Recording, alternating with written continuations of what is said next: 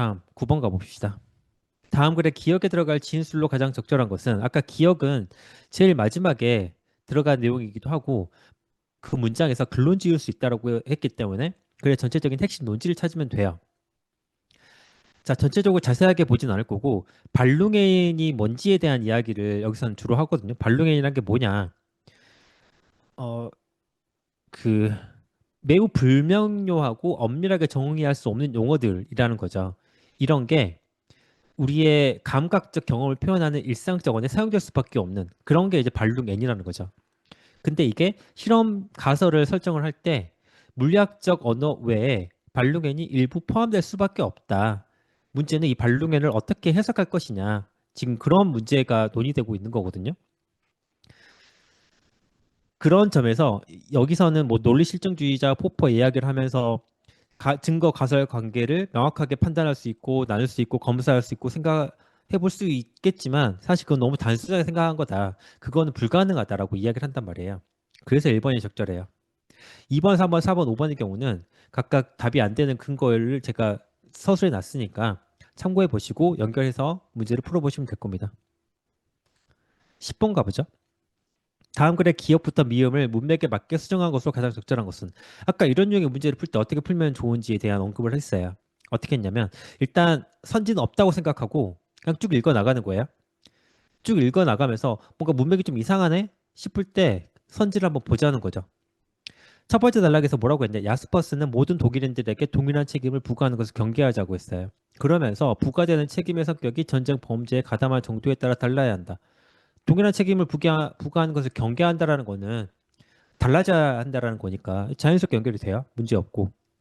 그러면서 네 가지로 구분됐다라고 나오죠. 법적, 정치적, 도의적, 형이상학적 책임. 으로 해서 각 단락별로 이야기를 하고 있어요. 법적 책임에 대해서 뭐라고 하냐?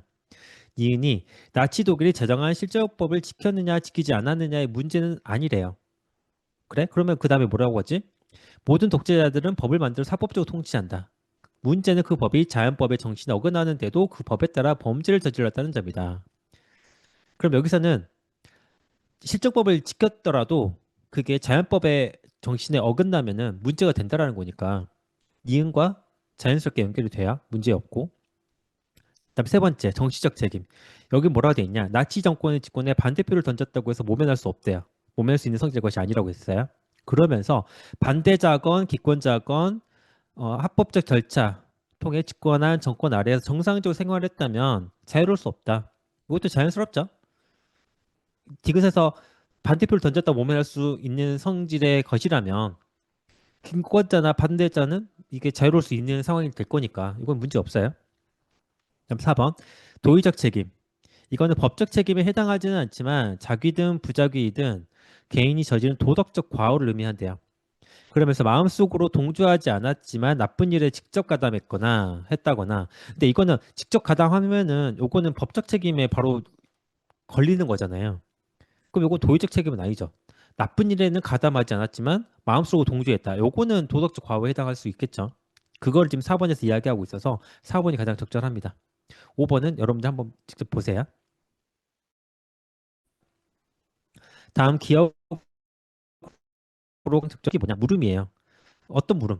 오늘날 유전 과학자들은 유전자의 발현에 관한 물음에 관심을 갖고 있다. 그러면 이 글에서 다루고자 하는 내용이 어떻게 연결이 돼서 이 물음과 연결이 되는지 그걸 지금 판단해 보라는 거잖아요. 결론만 얘기할게요. 일단 1번, 2번, 3번은 너무 범위가 넓고 이 글에서는 안 다루는 내용이에요. 뭐 코르티솔 유전자는 어떻게 발현되냐, 유전자는 어떻게 발현해서 단백질을 만드냐, 할타준 성향의 유전자는 또 어떻게 발현되냐 이거는 언급된 내용이 없어요. 4번, 5번 중에 하나가 되는데 지금 두 번째 단락, 세 번째 단락에서 이야기하는 거는 많이 핥힌 새끼가 그렇지 않은 새끼보다 특정 부분에서 뭔가 뇌 그 염색체 수용체라 해야 될까요? 유전자 수용체 아무튼 이런 것들이 더 많이 생겨났다. 뭔가 후천적인 요소 요인이 영향을 미친 그런 것들에 대한 이야기를 한단 말이죠. 그 세 번째 단락에서도 스트레스 받는 정도에 대해서 어떻게 달라지는지가 언급이 돼 있어요. 이, 이 뉴스가 3번, 4번이죠. 후천 요소가 유전자일 수 있는 GR 유전자 발현에 영향을 준다. 그런 내용이니까. 근데 5번은 너무 넓어요. 유전자 발현에 영향을 미치는 유전 요인에는 무엇입니까? 이거 너무 넓어요. 그래서 다룰 만한 주제는 아니기 때문에 적합하지 않습니다. 그렇게 판단하시면 되고 12번 가보죠. 다음 글에 대한 분석으로 적절한 것만을 보기에서 모두 고르면 자 이런 종류의 문제는 자 보시면 밑줄이 그어져 있잖아요. 기역, 니은, 디귿, 리을, 미음, 비읍 총 6개가 밑줄이 그어져 있는데 이런 유형의 대부분은 이 밑줄 친 부분만 잘 해석해도 문제가 해결이 되는 그런 유형이 많거든요. 이 문제도 마찬가지예요. 이 문제도 물론 전체적인 글의 흐름, 내용 이해하고 풀 수도 있지만 그럼 시간이 좀 걸리기도 하고 약간 불필요한 내용도 있고 그리고 또 보기에서도 묻는 게 기역, 니은, 디귿, 리을, 미음, 비읍 다 이것과 관련된 것들만 묻고 있으니 그냥 밑줄 친 부분만 읽고 해석해 주시면 될 겁니다. 보기 바로 볼게요. 기역. 기역과 니은이 모두 참이라면 디귿도 참이다. 기억은 길게 써 있지만 이 내용은 뭐냐면 결국 의미랑 대상은 같다. 그런 거거든요. 이렇게 제가 정리했죠. 니은은 뭐냐? 슈퍼맨과 클라크는 동일한 대상을 지칭한다. 대상이 같다라는 거예요. 대상이 같다. 그럼 디귿은 뭐냐? 이 두 고유명사는 같은 의미를 가진다. 의미가 같다라는 거거든요. 기억에서 이야기하는 거는 기억과 니은이 모두 참이다. 의미랑 대상은 같아.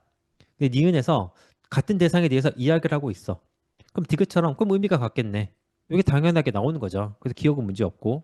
다음 니은. 니은과 비읍이 모두 참이라면 기억은 거짓이다. 니은은 아까 봤어요. 동일한 대상이라는 거. 비읍은 뭐냐? 두 고유 명사 슈퍼맨과 클라크 켄츠의 의미가 다르다. 의미가 다르면 대상이 다르겠네요. 그런데 기억이 의미와 대상이 같다라고 했으면은 이거는 문제가 있죠. 그래서 요거는 거짓이라고 이야기할 수 있는 거고 니은은 적절한 거고 분석이 적절하다는 거고 디귿 문장들이 인지적 차이가 있다면 그 문장들은 의미에서 차이가 난다와 리을이 참이라면 미음도 참이다. 자 여기서 리을이 1과 2는 인지적 차이가 있단데 이 1과 2가 각각의 문장이잖아요. 이 문장들이